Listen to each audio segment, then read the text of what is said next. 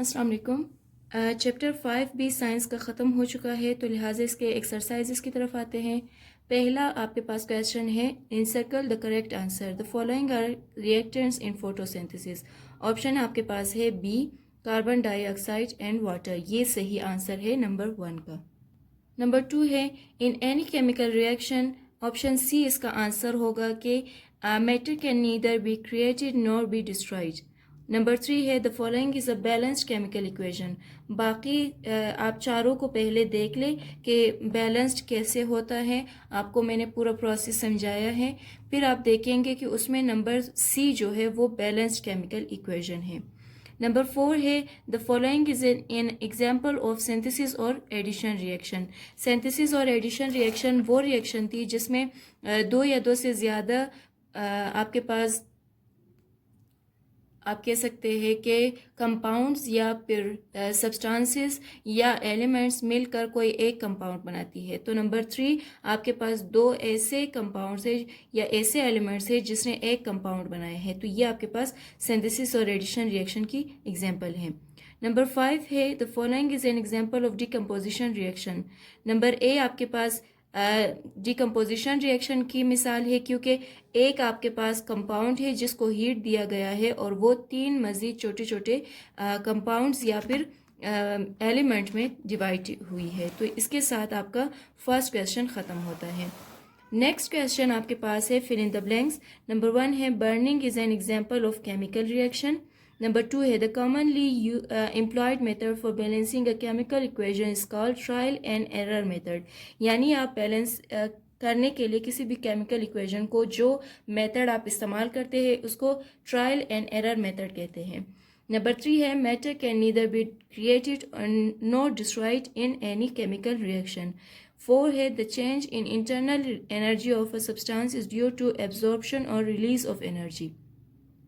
Number 5 है, CaO and CO2 are obtain by heating calcium carbonate. यानी calcium carbonate को जब आप हीट देंगे तो उससे कैल्शियम ऑक्साइड और कार्बन डाइऑक्साइड बनेगी। नंबर 3 क्वेश्चन आपके पास है, mark tick for true and cross for false statement. Number 1 है, carbon dioxide helps in burning of objects. True false है, क्योंकि कार्बन डाइऑक्साइड जलाने में नहीं बुझाने में काम आती है और ऑक्सीजन होती है जिसकी मदद से जलाने में काम आती है जो चीज़ों को। ठीक है। The mass of reactants and products remain the same in any chemical reaction. True. The chemical reaction in which heat is absorbed are called exothermic reactions. False, क्योंकि जिसमें एब्जॉर्ब किया जाता है वो एंडोथर्मिक कहलाती है। एक्सोथर्मिक से मुराद है हीट को रिलीज करना। Burning of methane in vehicles engine is an example of exothermic reaction. True. In mining hole in earth is made by exploring the dynamite and explosive. True.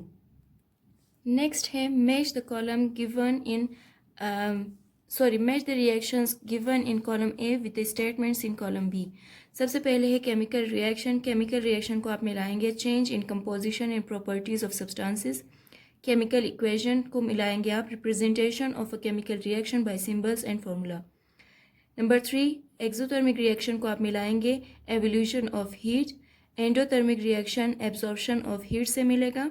और last one unbalanced equation को आप मिलाएंगे the number of atoms of each element is not equal on both sides of arrow. इसके साथ आपका match the column भी ख़त्म होगा। नेक्स्ट आप आएंगे शॉर्ट आंसर क्वेश्चंस पे। नंबर 1 है, डिफाइन केमिकल रिएक्शन। 2 है, what is meant by synthesis और एडिशन रिएक्शन। इन सब के आंसर्स मैं आपको अभी दिखाऊंगी, एक ही पेज पे हैं, या चले एक एक करके हम देखेंगे। डिफाइन केमिकल रिएक्शन, इसका आंसर आपके पास पेज नंबर है 81 पे। नंबर 1 जो आपके पास की पॉइंट है, the chemical reaction is such a reaction during which the composition and properties of new substance are completely different from composition and properties of its constituent substances। ठीक है। Number 2 है आपके पास, what is meant by synthesis और addition reaction। इसका answer page number 82 पे है आपके पास। जब आप ऊपर से काउंट करते हुए आएंगे 1 2 3 4 4, नंबर 4 आपके पास ये नंबर 2 का आंसर है सिंथेसिस और एडिशन रिएक्शन का, ठीक है।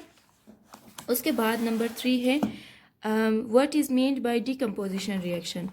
इसका आंसर आपके पास पेज नंबर 82 पे ही 5th की पॉइंट है, ठीक है। यानी क्वेश्चन नंबर 2 के आंसर के नीचे ही आपका नेक्स्ट वन है डिकम्पोजिशन रिएक्शन का आंसर। नेक्स्ट आपके पास है describe law of conservation of मास। इसका आंसर आपके पास है पेज नंबर 82 की पॉइंट नंबर 3, ठीक है। Matter can neither be created nor be destroyed in any chemical reaction. It means that mass of reactants and products remain same in any chemical reaction or change. और last आपके पास जो question है what is balanced chemical equation, तो इसका answer आपके पास है page number 82 पे फर्स्ट जो की पॉइंट है, ठीक है, सिर्फ फर्स्ट की point. The chemical equation in which the number of atoms of each element present in reactant and product is equal on both sides of arrow, like present in reactants and products, is called balanced chemical equation. यहाँ तक आपका last short question का answer है। उसके बाद आप आएंगे question number 6 पे, जिसमें कहा है कि right chemical equations for the following. Synthesis और एडिशन रिएक्शन के लिए जब आप एक इक्वेशन लिखेंगे वो है H2 + Cl2 एरो का निशान 2HCl। डिकम्पोजिशन रिएक्शन के लिए एक इक्वेशन CaCO3, जब इसको हीट दिया जाएगा तो CaO + CO2। Exothermic reaction C + O2 arrow का निशान CO2 + heat. Exothermic reaction endothermic reaction N2 + O2 + heat arrow का निशान 2NO। और नेक्स्ट क्वेश्चन नंबर 7 आपके पास है जिसमें आपने बैलेंस करना है। इसको बैलेंस भी आप खुद प्रैक्टिस कर सकते हैं इन इक्वेशंस को बैलेंस करने के लिए। तो यहाँ पे सिर्फ आपको मैं आंसर बता रही हूँ क्योंकि ये सब चीज़ें आपने चैप्टर के दौरान आपने पढ़ लिया है। तो लिहाजा यहाँ पे नंबर 1 में आप NaBr यहाँ पे 2 लगाएंगे, फिर एरो के बाद NaCl के पास 2 लगाएंगे तो ये बैलेंस्ड होगा। नंबर 2 में FeCl2 के पास आप 2 लगाएंगे और एरो के बाद भी आप 2 लगाएंगे तो ये भी बैलेंस हो जाएगा। नंबर 3 में Fe के पास 4, O2 के पास 3 और एरो के बाद आप 2 लगाएंगे तो ये भी बैलेंस होगा। नंबर 4 में NH4OH के पास 2 और एरो के बाद वाटर के पास यानी H2O के पास आप 2 लगाएंगे तो ये भी बैलेंस होगा। लास्ट वन में आप सिर्फ और सिर्फ एरो के बाद Cu के पास आप 2 लगाएंगे तो ये भी आपके पास बैलेंस्ड इक्वेशन बन जाएगी। क्वेश्चन नंबर 8 है complete the following chemical reactions. Number 1 है H2 + O2, इसको आप जब कंप्लीट करके लिखेंगे तो यहाँ पे भी 2 लगाएंगे और एरो के बाद आप 2H2O लिखेंगे।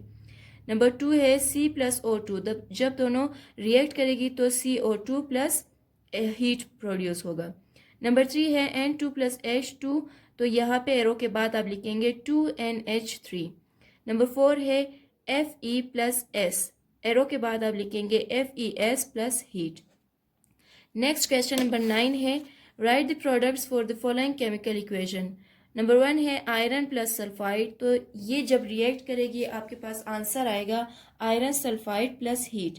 मीथेन + ऑक्सीजन जब रिएक्ट करेगी तो carbon dioxide CO2 + water H2O + heat produce होगा।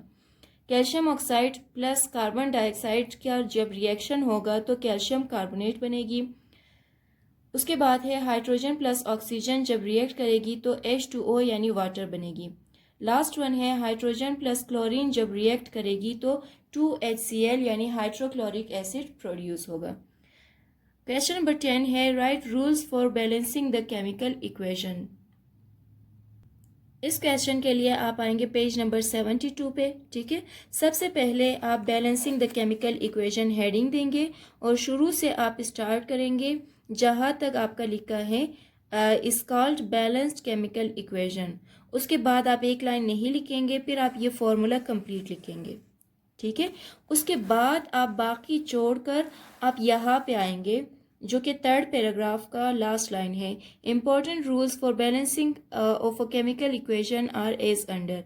ये कंप्लीट लिखने के बाद आप पेज नंबर 73 पे चले जाएंगे, जहाँ पे आपका 5th पॉइंट ख़त्म होगा इन दी एंड। यहाँ तक आपका क्वेश्चन नंबर 1 का आंसर है। नेक्स्ट लॉन्ग क्वेश्चन में नंबर 2 है आपके पास, यानी पूरे एक्सरसाइज में आपका क्वेश्चन नंबर 11 बनेगा। Describe an experiment to prove the law of conservation of mass. इसके आंसर के लिए आप आएंगे पेज नंबर 76 पे, जो आपके पास एक एक्टिविटी दी गई है। आप यहाँ से स्टार्ट करेंगे, टेक सम सोडियम क्लोराइड। यहाँ से स्टार्ट करने के बाद आप आखिर तक लिखेंगे जहाँ पे लिखा है you will observe that mass remains same in both cases. उसके बाद आप इस लाइन को काट देंगे जो लिखा है what do you deduce from this activity. इसको काट कर आप इसकी जगह लिखेंगे we deduce from this experiment that matter can neither be created nor be destroyed. उसके बाद आप ये पूरा अपने लिए डायग्राम बनाएंगे। तो ये आपके पास क्वेश्चन नंबर 11 यानी लॉन्ग में से क्वेश्चन नंबर 2 का आंसर होगा। लास्ट क्वेश्चन है आपके पास, explain the types of chemical equation. Types of chemical equation है, ठीक है, केमिकल रिएक्शन नहीं है। तो इसके लिए आप आएंगे पेज नंबर 71 पे, जहाँ पे लिखा है chemical equation and it's balancing. आप हेडिंग नहीं देंगे, आप पहले यहाँ से स्टार्ट करेंगे the representation of any chemical reaction. यहाँ से स्टार्ट करते हुए जहाँ पे आपका लिखा है फ्रॉम रिएक्टेंट्स टू प्रोडक्ट्स, यहाँ तक आप लिखेंगे, ठीक है। उसके बाद आप क्या लिखेंगे, there are 2 types of chemical equations, ठीक है।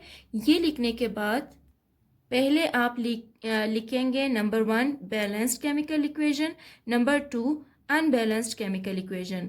और फिर आप आएंगे पेज नंबर 82 पे, जहाँ पे आपका फर्स्ट एंड सेकंड की पॉइंट है। तो इन दोनों को लिखेंगे आप the chemical equation in which the number of atoms of each element present in reactants and products is equal on both sides of arrow, i.e. present in reactants and products is called balanced chemical equation। और इसके बाद है the chemical equation in which the number of atoms of each element is not equal on both sides of arrow present in reactants and products is called an unbalanced chemical equation। ये लिखने के बाद आपका जो 5th chapter है वो भी complete हो जाएगा।